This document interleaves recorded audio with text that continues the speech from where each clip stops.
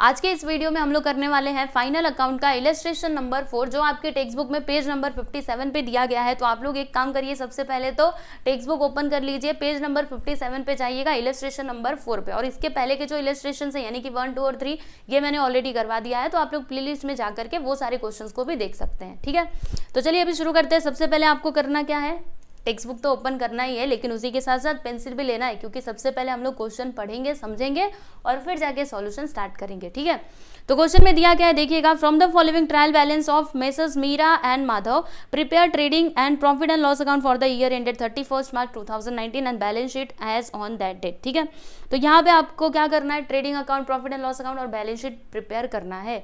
Okay, तो चलिए अभी शुरू करते हैं। तो यहाँ पर देखिएगा ट्रायल बैलेंस दिया गया है। ट्रायल बैलेंस में डेबिट बैलेंस हम लोग सबसे पहले देखेंगे, उसके बाद क्रेडिट। ठीक है, तो डेबिट में देखो सबसे पहली चीज क्या है, स्टॉक। तो देखो वहां पे बगल में उसके डेट भी दिया गया है 1/4/2018, मतलब ये आपका क्या है, ओपनिंग स्टॉक है। ठीक है, जो आपका क्लोजिंग स्टॉक होता है ना, ये एडजस्टमेंट में दिया रहता है। ठीक है, और जो ट्रायल बैलेंस में दिया रहता है वो आपका ओपनिंग स्टॉक रहता है। ठीक है, तो ट्रायल बैलेंस में या तो ओपनिंग स्टॉक लिखा रहेगा या फिर इस तरीके से ओनली स्टॉक लिखा रहेगा। तो आपको समझना है कि वो आपका क्या है, ओपनिंग स्टॉक है। ठीक है, तो ओपनिंग स्टॉक कहाँ पर जाता है आप जानते हो ना, कहाँ पे जाता है, ट्रेडिंग अकाउंट के डेबिट साइड। तो वहां पर आप लिख दीजिए TD, है ना। कैसे लिखा जाता है मैंने आपको बार बार बताया, एक बार फिर से बताती हूँ, ऐसे लिख लो, ट्रेडिंग अकाउंट डेबिट साइड। ठीक है, फिर नीचे आ जाइए डेटर। डेटर हमारे लिए क्या होता है, असेट होता है। तो वहां पर क्या लिखेंगे, हम A लिखेंगे। आप लोग अपनी नोटबुक में लिखते जाइएगा, नोटबुक नहीं टेक्स्ट बुक में। ठीक है, फिर बिल्स रिसीवेबल क्या होता है, असेट होता है। अगेन आपको A लिखना है इस प्रकार से, है ना, अब तो आपको आता ही है। फिर उसके बाद परचेज, तो परचेज कहाँ पर जाता है, ट्रेडिंग अकाउंट के डेबिट साइड, राइट, वहाँ पे आप लिख लीजिए। उसके बाद अभी ये क्या दिया गया है, रिटर्न्स। तो ये कौन सा रिटर्न है, परचेज रिटर्न है या फिर सेल्स रिटर्न है। तो देखो अभी इसे आपको समझना चाहिए, मैं आपको समझाती हूँ, ध्यान से सुनिएगा। देखो रिटर्न के लिए बहुत सारे वर्ड्स मतलब यूज़ किए जाते हैं, 2 या फिर 3, जैसे कि एक तो sales return, right, purchase return. Okay, तो सेल्स रिटर्न दिया मतलब आप जानते हो कि हमें क्या करना है, उसको सेल्स में से माइनस करना है। ठीक है, अगर परचेज रिटर्न दिया मतलब आप जानते हो कि हमें क्या करना है, परचेज में से माइनस करना है, क्योंकि यहाँ पे एकदम प्रॉपरली लिखा हुआ है sales return and purchase return. ठीक है, ये बात तो आपको क्लियर हो गई।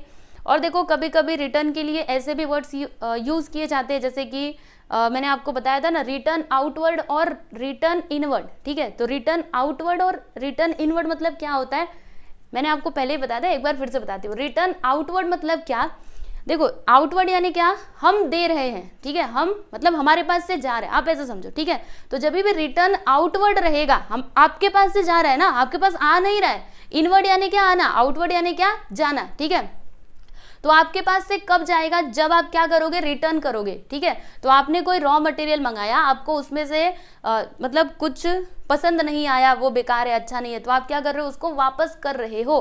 ठीक है, तो ये क्या कर रहे हो आप रिटर्न कर रहे हो ना, तो ये आपका क्या होगा, रिटर्न आउटवर्ड क्या होगा, आपका परचेज रिटर्न होगा।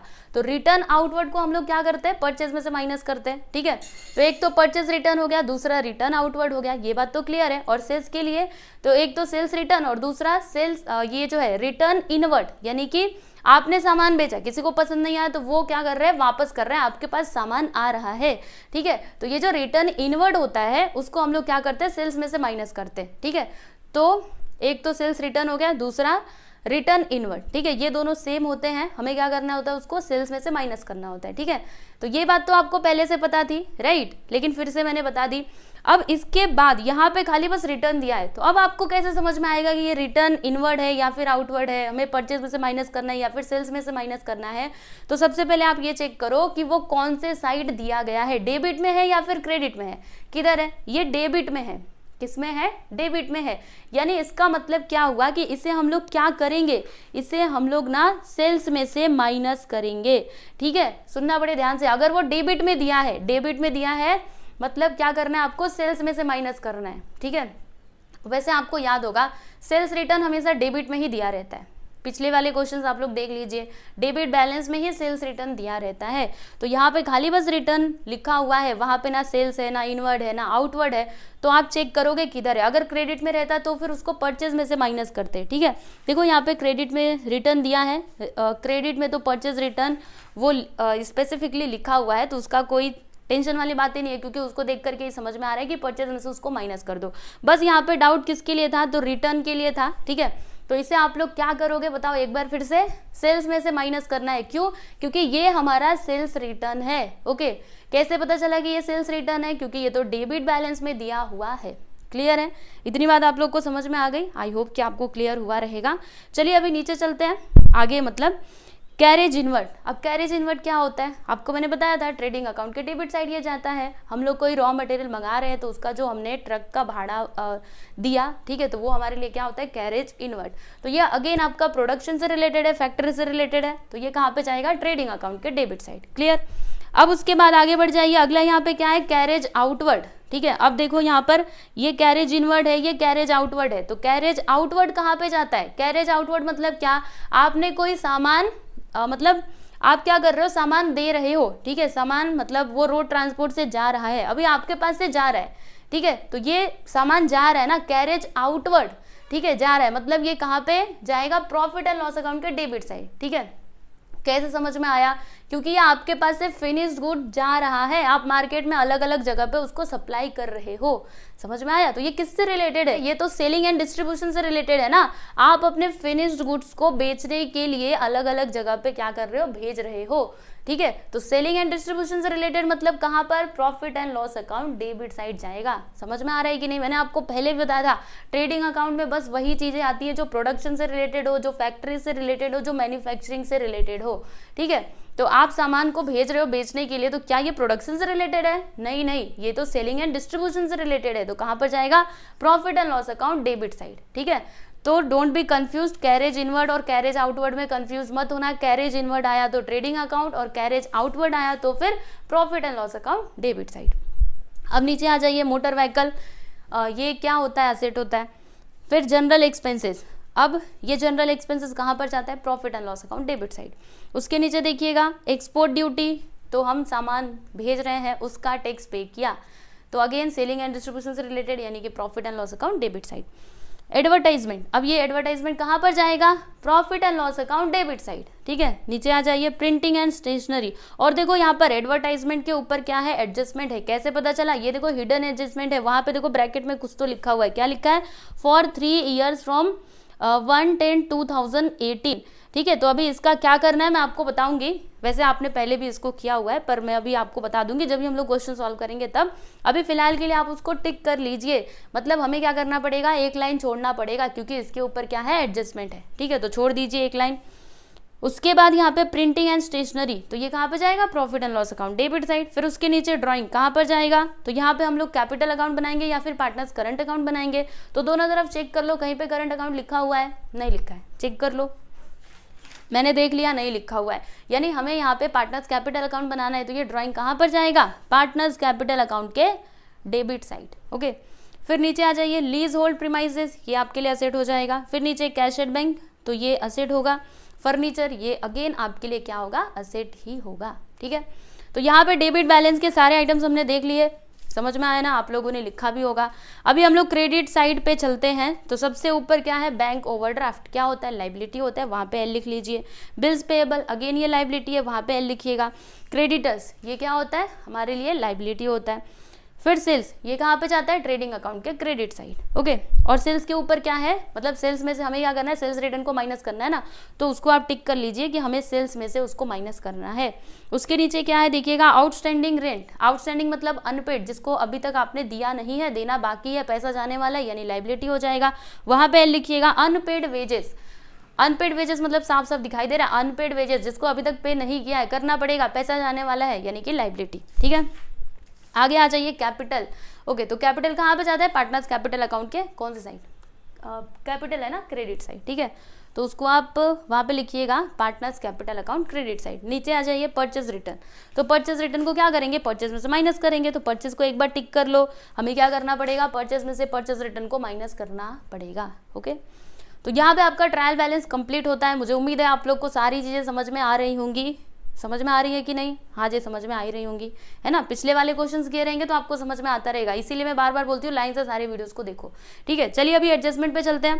पहला क्या है यहाँ पर? Closing stock is valued at, देखो यहाँ पे क्लोजिंग स्टॉक दिया गया है, तो इसके दो इफेक्ट होते हैं, आप जानते हो। पहला तो ट्रेडिंग अकाउंट क्रेडिट साइड, दूसरा क्लोजिंग स्टॉक हमारे लिए क्या होता है, असेट होता है, ठीक है। तो उसके दो इफेक्ट आप लोग लिख लीजिए। एडजस्टमेंट नंबर 2 देखिएगा क्या दिया इसमें, provide provision for doubtful debts ₹2000। तो अभी इसके भी दो इफेक्ट होंगे, लेकिन एक्चुअल में ये है क्या, तो ये है आपका न्यू RDD, समझ में आ रहा है।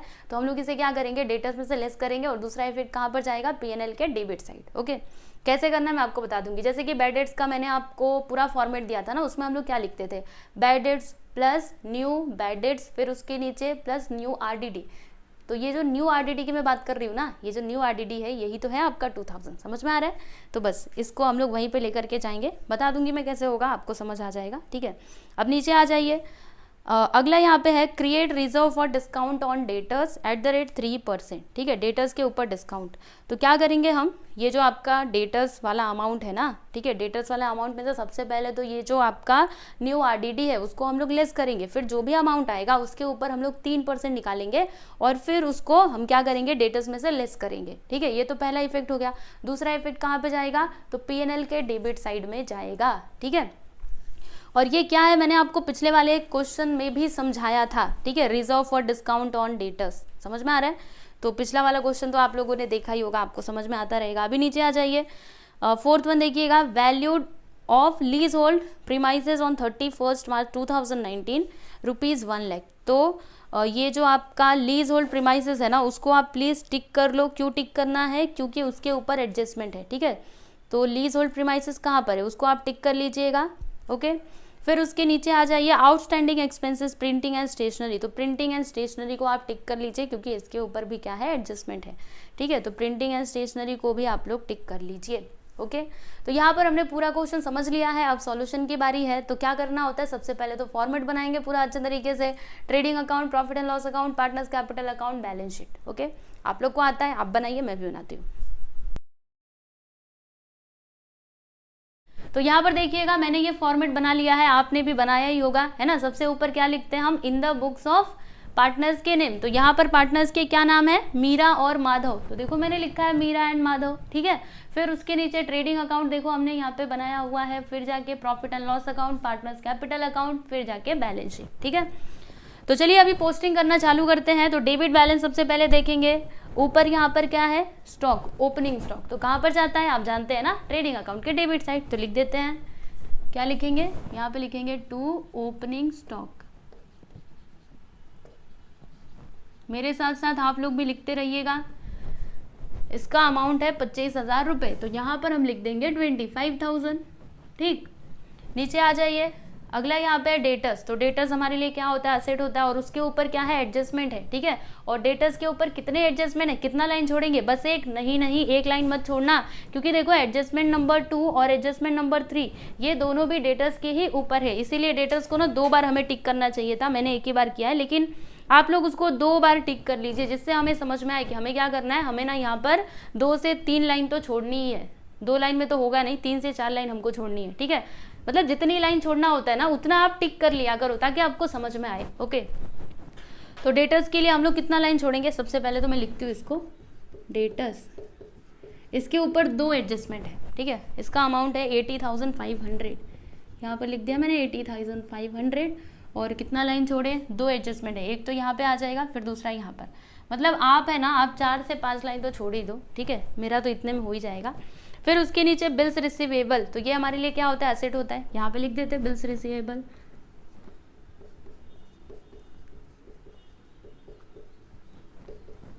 इसका अमाउंट है 10,000 रुपीज़, तो यहाँ पर मैंने लिख दिया 10,000, ओके। फिर उसके नीचे आ जाइए, क्या है, परचेज। तो परचेज कहाँ पे जाता है, ट्रेडिंग अकाउंट डेबिट साइड। तो यहाँ पे लिखते हैं टू परचेज। अभी इसमें से हमें क्या करना है, परचेज रिटर्न को माइनस करना है। परचेज रिटर्न है कि नहीं है, जी हाँ है, ठीक है। तो इसका अमाउंट यहाँ पर दिया गया है 2,08,500। तो यहाँ पर लिखते हैं 2,08,500, ठीक है। एक लाइन छोड़ देना है, क्योंकि अभी रिटर्न को माइनस करना है, समझे कि नहीं। फिर उसके नीचे आ जाइए, क्या है यहाँ पे, रिटर्न्स। तो ये रिटर्न्स हम लोग क्या करेंगे, सेल्स में से माइनस करेंगे, क्योंकि वो क्या है, आपका सेल्स रिटर्न है। तो यहाँ पर आप लिखोगे बाई सेल्स, ठीक है, और सेल्स में से हमें सेल्स रिटर्न को माइनस करना है। यहाँ पे लिख देते हैं रिटर्न्स, या फिर सेल्स रिटर्न लिखा ना तो भी चलेगा, इधर सेल्स रिटर्न भी आप लिख सकते हो, ठीक है, आपकी मर्जी, अगर आप चाहो तो इधर सेल्स रिटर्न लिखिए, क्योंकि ये रिटर्न क्या है, सेल्स रिटर्न है ना, तो मैं एक काम करती हूँ यहाँ पे सेल्स रिटर्न ही लिख देती हूँ। अमाउंट लिख लेते हैं, कितना दिया गया है 1000 रुपीज़, तो यहाँ पर मैंने लिख दिया 1000, ठीक है ना। फिर उसके बाद आगे बढ़ते हैं, अगला यहाँ पर है कैरेज इनवर्ड, तो कहाँ पर जाएगा, ट्रेडिंग अकाउंट डेबिट साइड, तो यहाँ पर मैंने लिखा टू कैरेज इनवर्ड।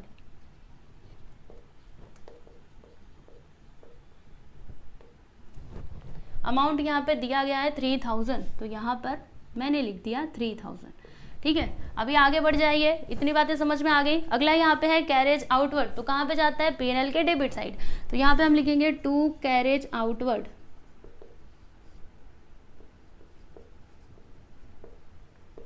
इसका अमाउंट देख लेते हैं, तो 4500 रुपीज़ डायरेक्ट आउटर कॉलम में लिखेंगे, क्योंकि इसके ऊपर कोई भी एडजस्टमेंट नहीं है। फिर उसके नीचे मोटर व्हीकल, क्या होता है, असेट होता है हमारे लिए, तो यहाँ पर हम लिखेंगे मोटर व्हीकल।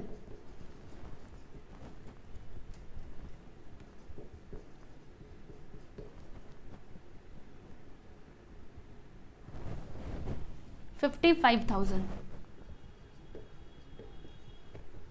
ठीक है। फिर उसके नीचे आ जाइए जनरल एक्सपेंसेस, तो कहाँ पे जाता है, profit and loss account debit side, okay. तो यहाँ पर हम लिखेंगे टू जनरल एक्सपेंसेस।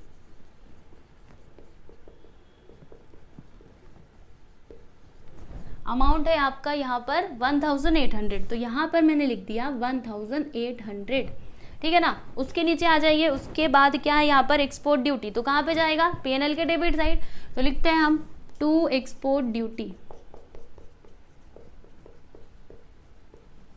क्या दिया है यहाँ पर, 900 रुपये, ठीक है, 900।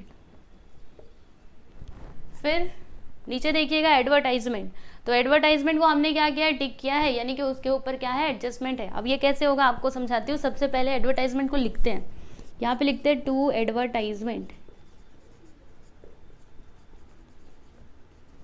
अमाउंट है इसका 4800। अब चलिए एडजस्टमेंट की तरफ चलते हैं, तो यहाँ पर देखिएगा ब्रैकेट में देखिए क्या लिखा है, फॉर 3 ईयर्स फ्रॉम 1/10/2018, यानी कि 1 अक्टूबर 2018, ठीक है। अब इसका मतलब क्या हुआ मैं आपको समझाती हूँ। ये जो एडवर्टाइजमेंट दिया गया ना, ये कितने सालों का है, तो 3 सालों का है, ठीक है। ये 1 साल का नहीं है, 3 साल का है, ब्रैकेट में लिखा है फॉर 3 ईयर्स, ओके। तो 4800 अगर ये 3 साल का है, तो 1 साल का कितना होगा, इसके लिए आप क्या करोगे, 1 साल का अगर आपको चाहिए तो क्या करोगे, 3 से डिवाइड करोगे।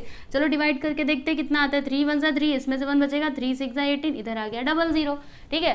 तो ये अमाउंट हम लोग यहाँ पर लिखेंगे बिल्कुल भी नहीं, क्योंकि देखो आगे एक और इन्फॉर्मेशन दी गई है, 1 अक्टूबर 2018, ठीक है। मतलब ये जो एडवर्टाइजमेंट है ना, इसका इफेक्ट कब से शुरू हुआ, तो 1 अक्टूबर 2018 से, ठीक है। तो जितना जहां से स्टार्ट हुआ बस हम उतना ही लेंगे, समझ में आ रहा है। तो अक्टूबर से लेकर के मार्च तक जोड़ो कितने महीने हो रहे हैं, क्योंकि उतने महीने का ही हमको यहाँ पे एडवर्टाइजमेंट कैलकुलेट करना है। तो जोड़िए, अक्टूबर, नवंबर, दिसंबर, जनवरी, फरवरी, मार्च, 6 महीने होते हैं, यानी 6 महीना। अभी ये तो पूरा 1 साल का है, ठीक है, 1 साल का, तो 6 महीने का कितना होगा, क्या करेंगे हम इस प्रकार से इसको लिखेंगे, मतलब 6/12 से मल्टीप्लाई कर देंगे, तभी तो हमको 6 महीने का मिलेगा ना। तो अब क्या किया जाए, या फिर ऐसे आप डायरेक्टली कर सकते हो। कैसे डायरेक्टली, देखो अगर 1 साल का इतना, तो 6 महीने का कितना, 2 से डिवाइड कर दो, ऐसे भी कर सकते हो, या फिर जैसे मैं बता रही थी ऐसे किया तो भी चलेगा, वही आंसर आएगा, ठीक है। कैसे, देखो 6 1 6, 6 2 12, इसको 2 से डिवाइड करो, 2 8 16, आ गया ना 00, और वैसे इसका हाफ करते तो भी 800 ही आता। मतलब इस साल हम लोग एडवर्टाइजमेंट अमाउंट कितना लेंगे, खाली बस 800 रुपये ही लेंगे, ठीक है। यानी कि यहाँ पर आउटर कॉलम में क्या आएगा, ओनली 800 रुपीज़, बाकी का क्या है, प्रीपेड है, पहले से ही पे कर दिया है, समझ में आ रहा है। तो अभी क्या करेंगे हम, इसमें से एडवर्टाइजमेंट में से ये जो प्रीपेड एडवर्टाइजमेंट है ना, इसको हम लोग माइनस करेंगे, समझेगी नहीं। तो कितना होगा प्रीपेड एडवर्टाइजमेंट, बताइए। 4800 में से 800 को घटाओ, 4000, ठीक है। 4000 तो एक्स्ट्रा पे कर दिया हमने, समझ में आ रहा है आपको। तो इसीलिए यहाँ पर हमने 4000 लिख दिया, इसमें से इसको माइनस करेंगे, यहाँ पे लिखेंगे 800, ओके। क्लियर है, मुझे उम्मीद है आप लोग को ये बातें समझ में आ ही रही होंगी। अब उसके बाद ये तो इसका पहला इफेक्ट हो गया, दूसरा इफेक्ट कहाँ पे जाएगा, तो देखो हमने ये क्या किया है, पहले से पे कर दिया है, यहाँ पे बस प्रीपेड लिखोगे ना तो भी चलेगा, ठीक है। तो हमने ये क्या किया, पहले से पे कर दिया है, तो ये हमारे लिए क्या हो जाएगा, असेट हो जाएगा, राइट। तो अभी यहाँ पे हम लिखेंगे इसको प्रीपेड एडवर्टाइजमेंट, अमाउंट कितना है 4000 रुपये। समझेगी नहीं, पहला इफेक्ट यहाँ पर आया, दूसरा इफेक्ट वहाँ पर गया। ओके, क्लियर है आपको। चलिए अभी आगे चलते हैं और आगे देखते हैं कि क्या क्या हमें दिया गया है। तो अगला यहाँ पर है प्रिंटिंग एंड स्टेशनरी। तो प्रिंटिंग एंड स्टेशनरी कहाँ पर जाता है, लिखा है ना आपने P&L के डेबिट साइड, और उसके ऊपर एडजस्टमेंट है क्योंकि हमने उसको टिक किया है। तो हमें क्या करना पड़ेगा, एक लाइन छोड़ना पड़ेगा। यहाँ पे लिखेंगे to printing and stationery, printing and stationery. ठीक है, ये पूरा नहीं आ रहा। चलिए अमाउंट कितना है, अमाउंट यहाँ पे 1200, यहाँ पे मैंने लिख दिया 1200 और एक लाइन छोड़ देंगे क्योंकि इसके ऊपर क्या है, एडजस्टमेंट है। ठीक है, फिर उसके नीचे आ जाइए, ड्राइंग दिया गया है। तो ड्राइंग कहाँ पे जाता है, पार्टनर्स कैपिटल अकाउंट के डेबिट साइड। तो यहाँ पर हम क्या लिखेंगे, टू ड्राइंग अकाउंट।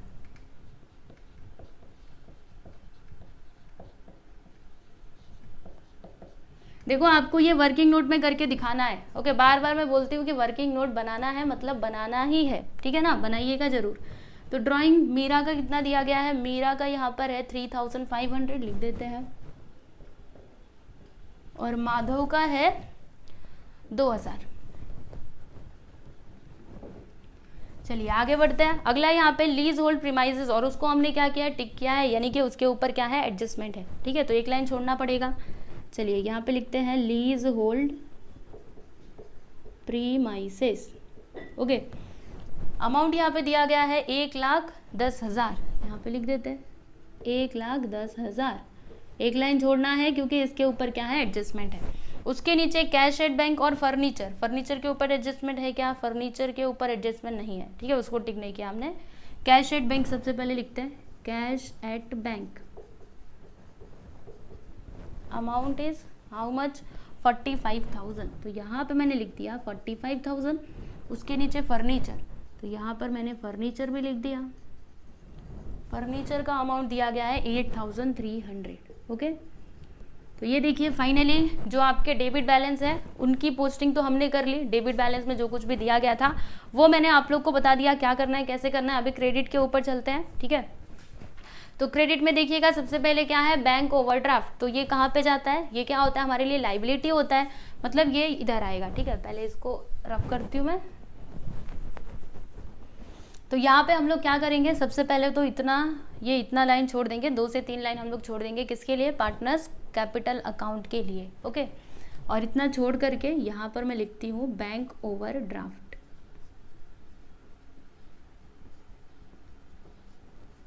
इसका अमाउंट यहाँ पे दिया गया है 5,000 रुपीज़। तो यहाँ पर मैंने लिख दिया 5,000। ठीक है, अब उसके नीचे आ जाइए बिल्स पेएबल। तो अगेन ये लाइबिलिटी होता है हमारे लिए, बिल्स पेएबल 12,500। ठीक, आगे बढ़ते हैं। अभी अगला यहाँ पे है क्रेडिटर्स। तो क्या होता है, ये लाइबिलिटी होता है ना हमारे लिए। तो यहाँ पे क्रेडिटर्स लिखेंगे लाइबिलिटी साइड में। इसका अमाउंट दिया गया है कितना, 68,000।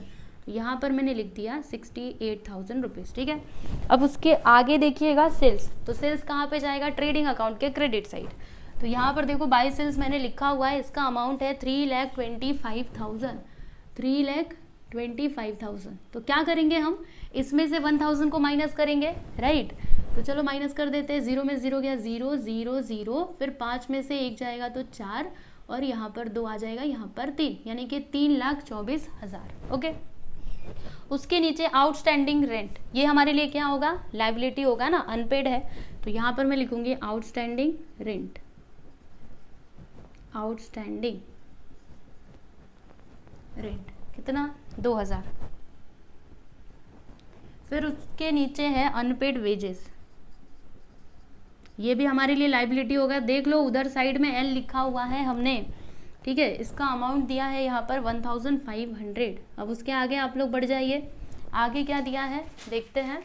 आगे यहाँ पे कैपिटल अकाउंट, तो कहाँ पे जाता है, पार्टनर्स कैपिटल अकाउंट के कौन से साइड, क्रेडिट साइड। याद रखना, ड्राइंग रहा तो ये डेबिट में, ओके, लेकिन अगर कैपिटल है या फिर पार्टनर को कोई कमीशन मिला, उसको इंटरेस्ट मिला, वो सारी चीजें क्रेडिट साइड। ठीक है, तो क्या लिखेंगे हम, यहाँ पर लिखेंगे बाय बैलेंस ब्रॉट डाउन।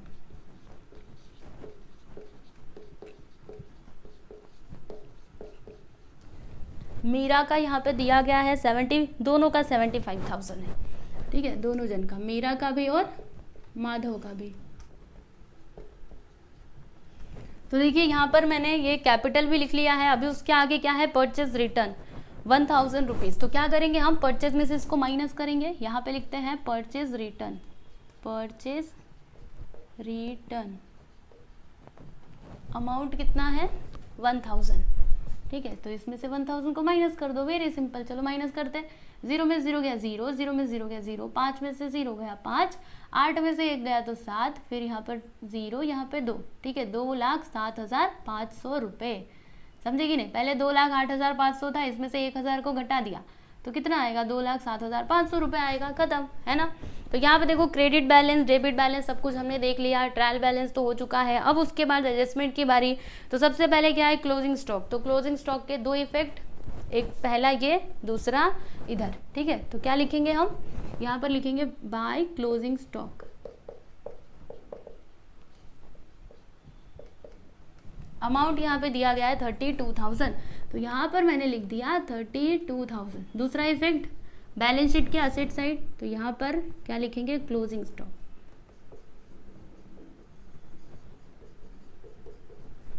32,000,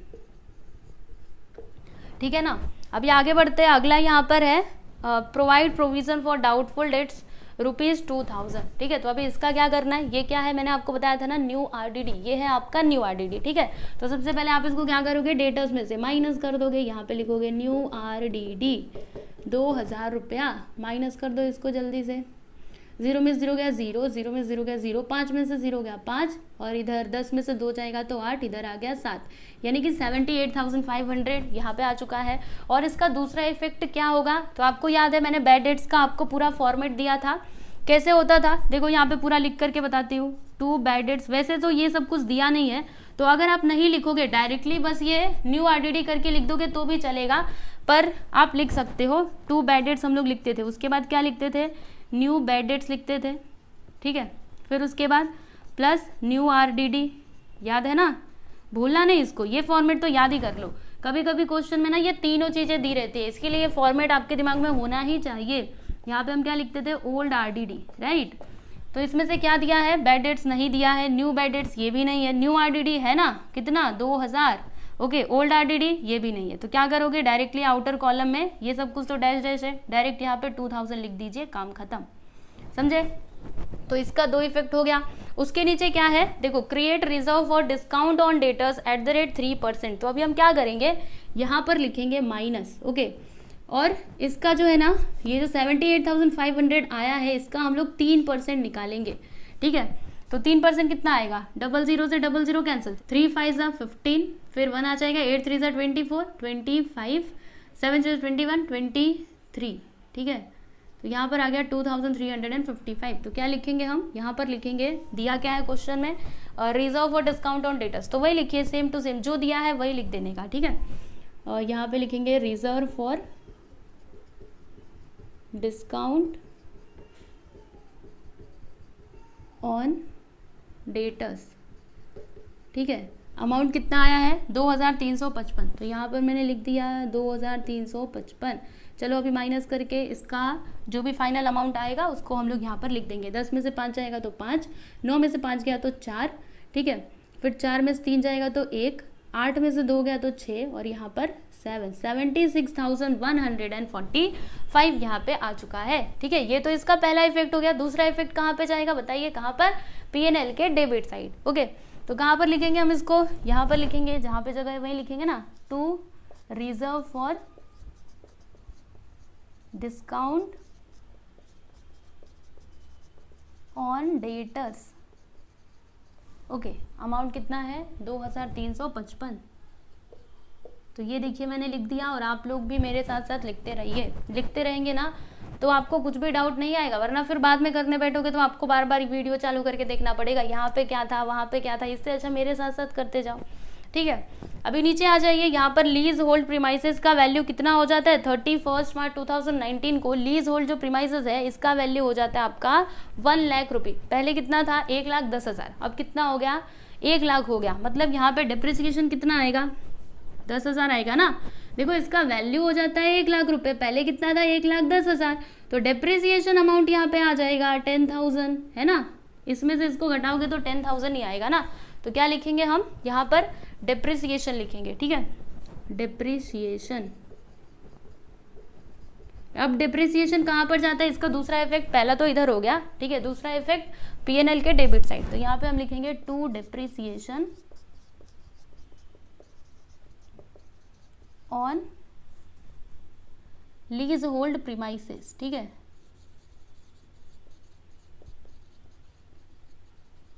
मैं थोड़ा पास पास लिख रही हूँ, पर आप ऐसे एग्जाम में मत लिखना, थोड़ा दूर दूर लिखना है ना, पूरी जगह लेकर के। अमाउंट यहाँ पर कितना आया है डेप्रिसिएशन, 10,000, यहाँ पे लिख देंगे हम लोग 10,000, समझे। आगे बढ़ते हैं, लास्ट वाला एडजस्टमेंट देख लेते हैं, outstanding expenses printing and stationery.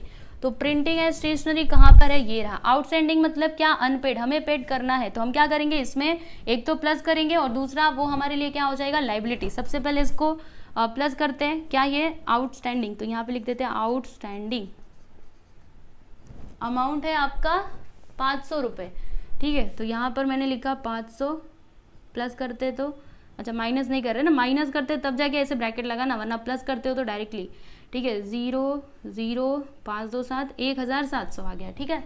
अब दूसरा इफेक्ट यहाँ पे आएगा, तो क्या लिखेंगे, आउटस्टैंडिंग प्रिंटिंग एंड स्टेशनरी। तो ये देखिए मैंने ये भी लिख दिया। यहाँ पे आपके सारे एडजस्टमेंट भी कंप्लीट हो गए, ठीक है। तो सारी पोस्टिंग तो हमने कर ली। अब हमें क्या करना है, तो अब हमें यहाँ पे ग्रॉस प्रॉफिट निकालना है, उसके बाद नेट प्रॉफिट, उसके बाद बैलेंस शीट को क्या करना है, टैली करना है, ठीक है। तो चलिए करते हैं। सबसे पहले तो हम क्या करेंगे, डेबिट बैलेंस और क्रेडिट बैलेंस दोनों का टोटल करेंगे। देखते हैं कि हमको यहाँ पे ग्रॉस प्रॉफिट हुआ या फिर ग्रॉस लॉस हुआ। तो 3,24,000 प्लस 32,000, चलो प्लस करते 0 0 0, ओके, 4 2 6 3 2 5, 3,56,000 ये आ गया आपका क्रेडिट बैलेंस। अगर मैं यहाँ पर ये सभी को प्लस करूँ तो 25,000 प्लस 3,000 28,000 हो जाएगा। और इधर क्या है 2,07,500 और इसमें 28,000 को प्लस कर दो, 28,000 इसमें जोड़ देते हैं। 0 0 5 7 7 15 3 और 2 कितना आया, 2,35,500। ये है आपका डेबिट और ये है आपका क्रेडिट। कौन सा ज़्यादा है बताइए, समझ में आ रहा है कि नहीं। ये 2,30,000, देखो अच्छे से लिखती हूँ, 2,35,500 है और ये 3,56,000 है। तो कौन सा बड़ा है, ये वाला बड़ा है, यानी कि क्रेडिट साइड जो है वो ज़्यादा है, मतलब हमको यहाँ पे क्या हुआ, ग्रॉस प्रॉफिट हुआ, ठीक है। तो जो बड़ा वाला अमाउंट रहता है उसको हम लोग दोनों साइड में लिख देते हैं। तो चलिए लिख देते हैं, देरी किस बात की, क्या लिखेंगे, 3,56,000, ठीक है ना। इधर भी लिख देंगे 3,56,000। अब चलिए देखते हैं कि हमको ग्रॉस प्रॉफिट कितने का हुआ है। इसके लिए हमें क्या करना पड़ेगा, इसमें से इसको माइनस कर देंगे। 2,35,500 रुपए को इधर माइनस करो, 0 में 0 गया 0 0, 10 में से 5 गया 5, 5 में से 5 गया 0, 5 में से 3 जाएगा 2, इधर 1, 1,20,500, ठीक है। तो यहाँ पर हम क्या लिखेंगे, to gross profit carried down, कितना, 1,20,500, समझे कि नहीं, दिखाई दे रहा है। देखो ये वाला अमाउंट, ये हमको क्या मिला, ग्रॉस प्रॉफिट, ओके। आप अपने टेक्स्ट बुक में चेक कर सकते हो, यही आया है ग्रॉस प्रॉफिट, ओके। तो ये तो हो गया। अभी उसके बाद हम लोग क्या करेंगे, इसका काम खत्म, ठीक है। अभी बस इसको यहाँ से इसमें ट्रांसफर कर लीजिए और फिर जाके ट्रेडिंग अकाउंट तो पूरा हो जाएगा। फिर अभी ये हमें करना पड़ेगा, ठीक है। तो यहाँ पे हम क्या लिखेंगे, by gross profit brought down. तो ग्रॉस प्रॉफिट कितना आया है, 1,20,500, 1,20,500, राइट। अब चलिए इधर भी दोनों साइड का टोटल करते। इसका तो टोटल करने की ज़रूरत है नहीं क्योंकि ये ऑलरेडी एक ही अमाउंट है ना इसमें। तो 1,20,500, अभी इसको प्लस करके देखोगे कितना आता है, चलो देखते हैं। तो 4,500, ध्यान से देखते जाइएगा, 1,800, फिर जाके 900, फिर इधर 800, 1,700, फिर ये सब बाद में करते हैं, ठीक है। ये सब बाद में, पहले इतना हो जाने दो, 0, इधर भी 0, 8 8 16, 16 और 5 21, 21 9 30, 30 7 37, ठीक है, 4 3 7 1 8 1 9, 9700 आ गया। फिर जाके इसमें 2000 को अगर मैं जोड़ दूँ और फिर 2355 को इसमें जोड़ दूँ और ये 10,000, ठीक है, 10,000 को बाद में लेते हैं, पहले इतना, इधर 5, यहाँ पे 5, 7 3 10, 1 आ गया, 9 1 10, 4 14, फिर अभी 10,000 को इसमें जोड़ दीजिए तो कितना आया, 5 5 0 4 2, 24,000, देखो 24,055 आया है। ओके, तो कौन सा साइड ज़्यादा है, क्रेडिट वाला साइड ज़्यादा है, ये लाख में ये हज़ार में है, तो बताओ ना कौन सा ज़्यादा है, this side is greater than this side, यानी हमें यहाँ पे क्या हुआ, नेट प्रॉफिट हुआ। कितने का प्रॉफिट हुआ अभी पता लग जाएगा, रुकिए ज़रा। क्या करेंगे हम, सबसे पहले जो ग्रेटर अमाउंट है उसको दोनों साइड में लिख देंगे, तो चलिए लिख देते हैं इधर, यहाँ पर नीचे क्या लिखेंगे, 1,20,500, ठीक है, इधर भी लिखेंगे हम 1,20,500। ओके, अब चलिए देखते हैं कि हमको प्रॉफिट कितने का हो रहा है, नेट प्रॉफिट 24, यस, 10 में से 5 गया तो 5, 9 में से 5 जाएगा तो 4, फिर इधर 4 आ जाएगा, 10 में से 4 जाएगा तो 6, और 11 में से 2 जाएगा 9, 96,455 का हमको क्या हुआ यहाँ पर, 445 का, सॉरी 96,445 का हमको यहाँ पे क्या होता है, नेट प्रॉफिट होता है, ठीक है। तो अभी हम क्या करेंगे, ये जो नेट प्रॉफिट दिया गया है, मतलब जो भी नेट प्रॉफिट हमारे पास आया है, पहले तो उसको लिख लेते हैं यहाँ पे 96,445, ठीक है। अब इसको हम लोग करेंगे क्या, ये जो नेट प्रॉफिट आया है इसे हम क्या करेंगे, दोनों पार्टनर्स को बांटेंगे। कौन से रेशियो में, रेशियो दिया है, पूरा क्वेश्चन आपने पढ़ लिया, शुरू से लेकर के अंत तक पढ़ लिया, कहीं पे भी प्रॉफिट या फिर लॉस शेयरिंग रेशियो दिया गया है, नहीं दिया है। अब नहीं दिया है तो क्या करोगे, बताया था ना मैंने आपको, जब नहीं दिया रहे तो फिर क्या करना होता है, हमको इक्वली डिवाइड करना होता है। तो ये जो प्रॉफिट यहाँ पे आया है ना, इसे हम क्या करेंगे, दोनों पार्टनर्स को इक्वली डिवाइड कर देंगे, है ना, बराबर बराबर भागों में उनको हम लोग बांट देंगे। समझ में आ रहा है आपको, तो कैसे किया जाए इसको, चलो इसको 2 भाग करते हैं एकदम इक्वली, तो क्या लिखेंगे 96,445, ठीक है। अब इसको 2 से डिवाइड करो, 2 4 जा 8 हो जाएगा, फिर इसमें से 1 बचेगा, 2 8 जा 16, और 2 2 जा 4, 2 2 जा 4, और यहाँ पे अगर आप करना चाहोगे तो पॉइंट में आपका आंसर आएगा, करके देखो, देखो आपको बताती हूँ, 2 2 जा 4, और फिर यहाँ पे पॉइंट 2 5 जा 10, राइट। तो ऐसे आप लोग नहीं बांट सकते। ओके, आपको क्या करना पड़ेगा पता है आपको, देखो अभी 2 पार्टनर्स है ना, कौन कौन, मीरा और माधव, तो एक काम कीजिए ना, मीरा को ये दे दीजिए और माधव को इतना दे दीजिए, 48,223, समझ में आ रहा है, मतलब 1 रुपया कोई भी ले सकता है। ये जो 1 रुपया बाहर निकल रहा है ना, देखो आपको समझाती हूँ कैसे, ये जो है ना, ये 5 यहाँ से हटा दो, यहाँ पे लिख दो 4, ये 1 रुपया बाहर निकाल दो, ठीक है। अब ये 1 रुपया दोनों में से किसी को भी दे देना, आपकी मर्जी। अब इसको 2 से डिवाइड करो, 2 4 जा 8, 2 8 जा 16, फिर इधर 2 2 जा 4, 2 2 जा 4, देखो ये आता है, राइट। तो 48,222 आया। अभी ये 1 रुपया एक्स्ट्रा हो रहा है, तो आप दोनों में से किसी को भी दे सकते हो, आपकी मर्जी, ठीक है। तो किसको देना चाहते हो, मीरा को कि माधव को, चलो मीरा को ही दे देते हैं, है ना, मीरा को 1 रुपया ज़्यादा दे देते हैं। तो अभी हम लिखेंगे क्या, यहाँ पर लिखेंगे टू कैपिटल अकाउंट, ये क्या है, नेट प्रॉफिट है ना, यहाँ पे आपको ब्रैकेट में लिखना पड़ेगा नेट प्रॉफिट, ऐसे लिख करके आपको हर बार दिखाना चाहिए कि ये सब है क्या, ठीक है। To capital account net profit, इतना लिख दिया। उसके बाद दोनों पार्टनर्स का नाम लिखोगे, मीरा और माधव, ठीक है। तो मीरा का जो है ना, मीरा का यहाँ पे प्रॉफिट कितना, हमने क्या किया, 1 रुपया इसको एक्स्ट्रा दिया है ना, तो क्या लिखेंगे 48,223, और फिर दूसरा, इसको हमने 1 रुपया कम दिया है तो 48,222। बात समझ में आ रही है आपको, बहुत ज़्यादा नीचे हो गया है, पर अभी तो आपको प्रैक्टिस हो ही गई है, आपको समझता रहेगा कि मैंने क्या लिखा है। मैं आपको एक बार पढ़ करके बताती हूँ, ध्यान से सुनो। और देखो ऐसा कुछ आया तो आपको क्या करना है, किसी को भी 1 रुपया एक्स्ट्रा आप दे सकते हो दोनों में से, ठीक है ना, किसी को 1 रुपया कम, किसी को 1 रुपया ज़्यादा, ऐसे चलता है। ओके, तो क्या लिखा है मैंने, ध्यान से देखिएगा, टू कैपिटल अकाउंट, और ब्रैकेट में लिखना है आपको नेट प्रॉफिट। क्या है ये, नेट प्रॉफिट है ना, तो दोनों को हमने क्या किया, नेट प्रॉफिट बांट दिया। मीरा को कितना 48,223, और जो माधव है उनको कितना दिया 48,222, ठीक है। तो ये जो अभी नेट प्रॉफिट हमारे पास आया है, इसे हम लोग क्या करेंगे, कैपिटल अकाउंट में ट्रांसफर कर देंगे। ओके, तो चलिए करते हैं, इसका काम भी खत्म हो गया। ओके, ये तो हो चुका है। अभी यहाँ पे चलते हैं, यहाँ पे क्या लिखेंगे, by profit and loss account.